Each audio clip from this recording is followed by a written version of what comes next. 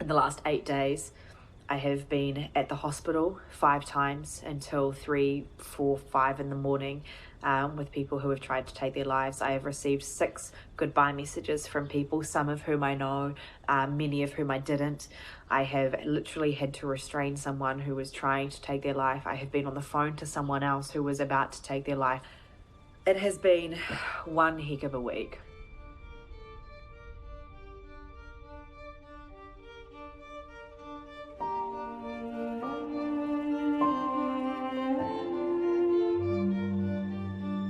I was once the person on the other side.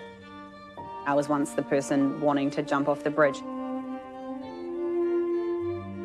I tried to take my life multiple times. Planning how I was going to die. Walking down the street, seeing trees, and literally just seeing yourself hanging in them. That's what I used to do.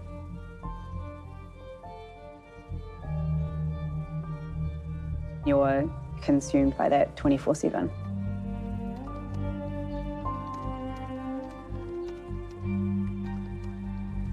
This is the Voices of Hope platform that we created where people can share their stories. Their stories with depression or suicide, their stories of how they got through and how they're now free of it. Jen and I started Voices of Hope because we wanted to be able to create something that we needed when we were going through the tough times. I was so broken and I couldn't see any way out, and so I started to write my suicide note. I was taken up to the ward, and back when we were both struggling and in hospital, there was not many people talking about their own experiences, and so you felt so alone. Placed in an induced coma.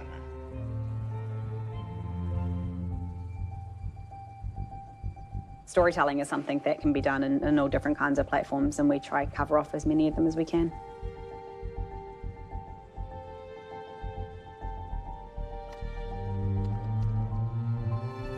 Hi guys, so we're at Howell Beach today and we're doing a photo shoot. Jess originally reached out to me when she saw my story, and she was like, oh, I really want to share my story with you for Voices of Hope. And then I got a message from her and she was like, I am really sorry, I don't think I'm strong enough to do it. I've just been in the hospital for the last 2 weeks after trying to take my life. When she was struggling, which was every day, she would message me, she would call me.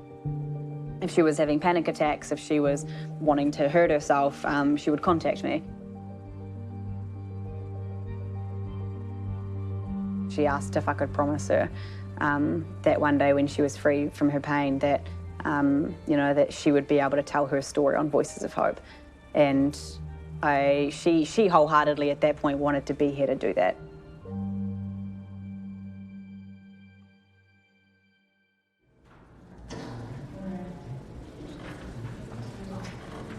Thank you for the opportunity to pitch. I am still in film school, Term 2. I'm pitching a web series about the suicide of my friend, Jess.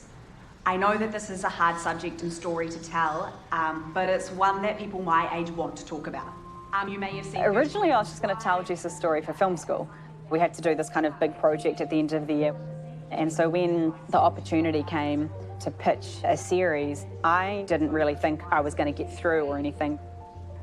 Some of you from New Zealand may have heard recently a story about a young girl who was on the South Motorway Bridge. The comments, if you go to the first slide, someone go and drag that mole back from the edge so traffic can get going. If she was serious, she would have done it by now. She just wants attention. Hopefully 50,000 volts worth is being arranged.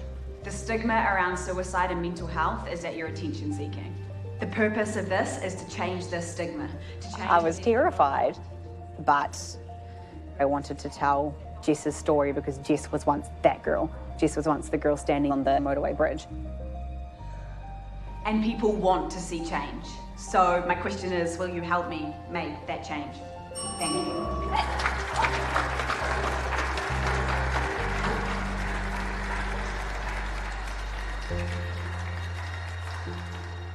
And then I won the whole thing. After that, I was like, oh, we're doing this.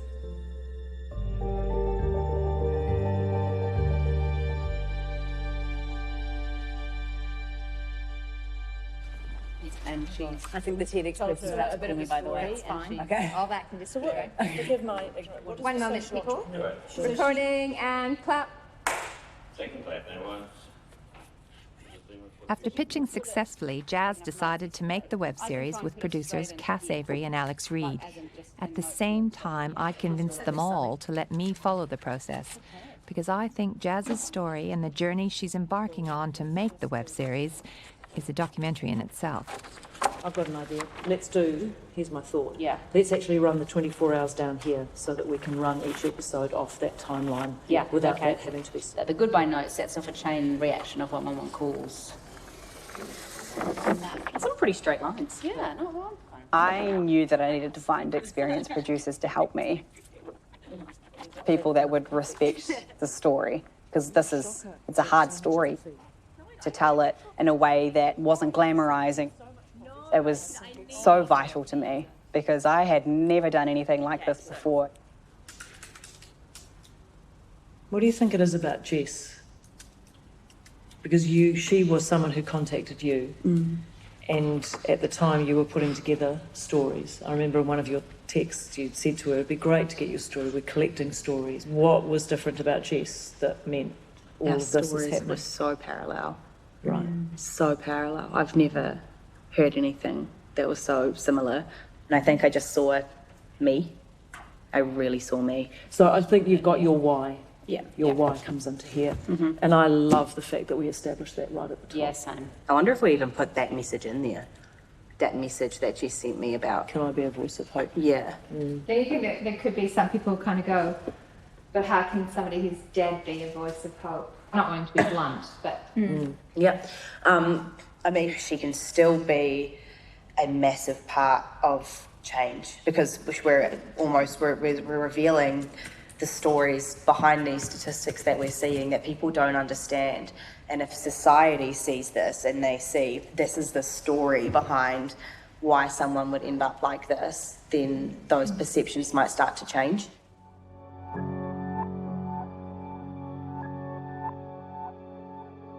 My name's Jazz, and this is a story about suicide. But this isn't my story. What are you doing? Are you taking a video? It's the story of my friend, Jess. This is Jess. Oh, Dad. Her story doesn't end the same way that mine has, so this won't be easy.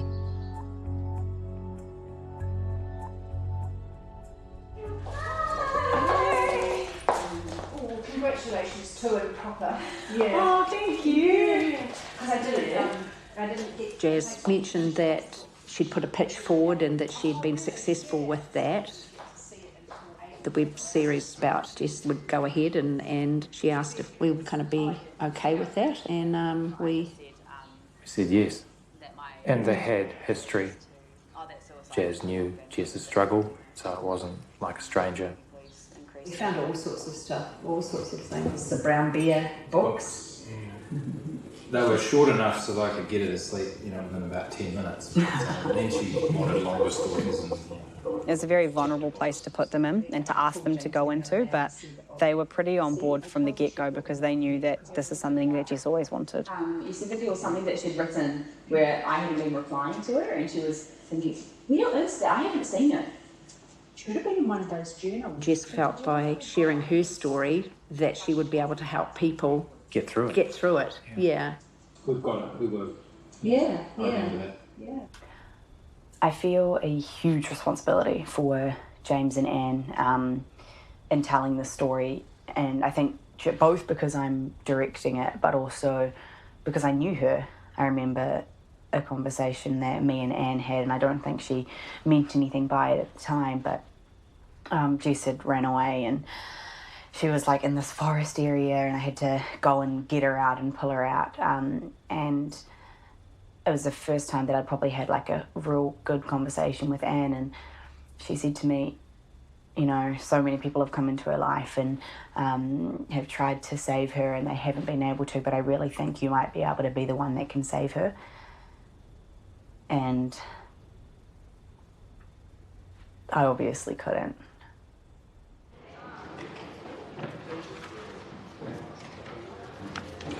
Awesome. Thank you guys so much for coming in tonight and for willing to be part of this night. It's going to be really cool. We've done Christchurch and Wellington so far, and the response has been amazing. It's pretty much sold out. Jackson will be talking about how to fight for yourself, Helga, how to fight for your children, and then Zach, a bit of how to fight for yourself. When I was 12, I made the decision to try and end my own life. Now, I don't know if as a 12-year-old I knew that if I did this that I would never wake up again, but to be honest, I really don't think I cared. I just wanted the pain to stop. Our generation is sitting here like, we're the ones that are dying. We're the ones that are losing our friends. We're the ones that are losing our brothers, our sisters, and therefore we have to be the ones that will stand up and solve it because no one else is going to. So as the 16-year-old, I made this decision that if I was going to do anything with my life, I needed to get out of the place that I was in. I needed to get out of the town that I was in. I saved up. I moved to Auckland. I didn't know anyone. Kind of flat on trade me. I enrolled myself in high school. And things were going well for like 2 weeks, and I was like, this is amazing. Everything's changed. My life is great. And then I realized that I could run away from my situation, but I couldn't run away from myself. Wherever I was, there I was. I was there, right? And we don't shy away from the truths of what we went through when we were younger. I know that I have the passion behind it and the ability to kind of tell a story that people can use to fight to help themselves and to help change their lives. I was in the psychiatric unit for 6 weeks fighting for my life, but you see, when I was sitting in that unit, my mentor, her name is Esther, and she came into the psych unit. She looked at me and she goes, Jazz, why are you crying? And I just turned to her and said, I'm just so tired of fighting. And she looked at me and goes, Jazz, I don't think that you're fighting. I think you're only surviving, and it's only when you learn how to fight that the change that you're longing to see is going to happen. That changed everything.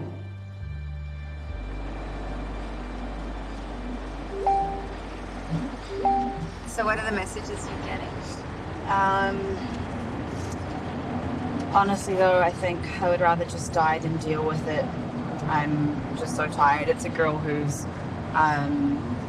just really suicidal, self-harming every day. She was in A&E this morning for it. She met me when I was speaking at her school. The school counsellor and the mum have asked if I can be in contact with her because she doesn't have someone who's lived through it. It's quite a lot of pressure, though. Yeah, yeah, it is. Because at any point in time, she could message me saying goodbye, which is, you know, what happened with Jess. There's a lot of people who will just message me kind of every day.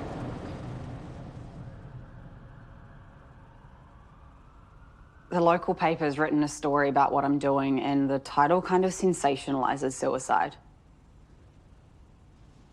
I went on Twitter last night and like 90% of the comments were just like horrific. People saying that I'm going to kill myself in the doco, or like next attempt coming to a doco near you.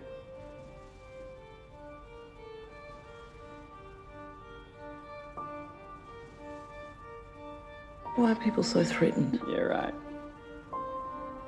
The women are being supportive and the guys are trolling? Yeah. What's that about? No disrespect and great job overcoming your demons, but 14 attempts? You suck. Where do you think it comes from, this trolly thing that seems to happen on social media, particularly when it's about suicide? I think it just comes from a massive lack of understanding. I think that the people who are writing these things, they have either never had experience in it, or they have and they've lost someone and they are very bitter about it and angry at them and think that they were selfish for doing it. Knowing that this is how people are reacting from this, I'm nervous as to what the reaction's going to be when this thing actually comes out. Go ask whatever you want. Do I ask this? I don't really... You can ask whatever you want. Absolutely, you Whatever can. It's all good. You can totally talk to Chris about whatever you want to. Okay. We can talk to Chris about whatever we want to. Yeah, no, well, did you see the responses on Twitter from the headline? Not immediately. No, I saw them when the Cass raised them with me. The headline obviously needs to draw people in, but it's literally sensationalising suicide, and that's something that going into this series we have to ensure does not happen, that people's lives are not clickbait. When it's this particular topic, their lives and their stories cannot be clickbait. We thought we had really tight guidelines internally about social media and how we handle stories about mental health and suicide, but that's not to say that they can't be reviewed at a moment's notice and tightened up, and in this case we've tightened things up further. I was devastated, you know. I'm sure it was a lot worse for you, but it pains me so much that something I've been involved in, we've been involved in, can have that outcome. I care about this more than almost everything else in the world. We're going through the chest of Jess's stuff to kind of see if we can find different things that we're going to use for the web series. Oh, these are all letters. Like little notes. She was such a writer. Hey Dad, just want to say I'm really sorry for talking to you and for all the hurtful things I have done in the last couple of weeks. I know you're an amazing dad who will do anything for me, and I get that now. Love you, Jess. I want to be a lawyer, learn about law and the rules, help people behind the bars, and get lots of money. Oh, there's heaps of her as a young'un here. Just apparently would never go anywhere without either this one or the seal that I still have. Oh, see, look, this is... She was very good in everything. She didn't get anything lower than the best on this whole report. Yeah. Oh, wow. You can see where everything really started to slip, eh?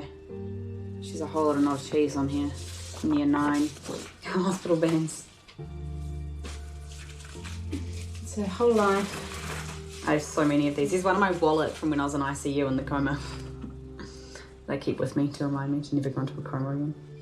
What I find sort of freaky is that there's all the standard things you get as a parent, but then there's all this, like all this, these medical forms. Ah, here's her death certificate. So weird that you get a certificate for dying.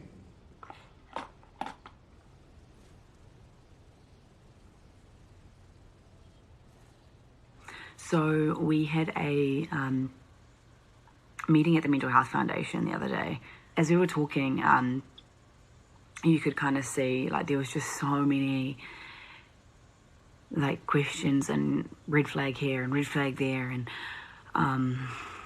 like, we don't want to sensationalize, and then by us telling this story, are young people going to be like, oh my gosh, I want to have my story told, so I'm going to take my life and hope that someone makes a series out of it. But it's just such a hard balance to walk on. And I don't want to screw it up.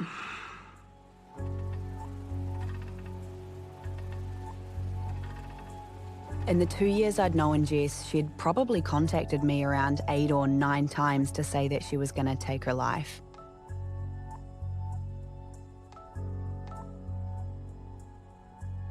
Each time that happened, it was the start of a process everyone came to know too well.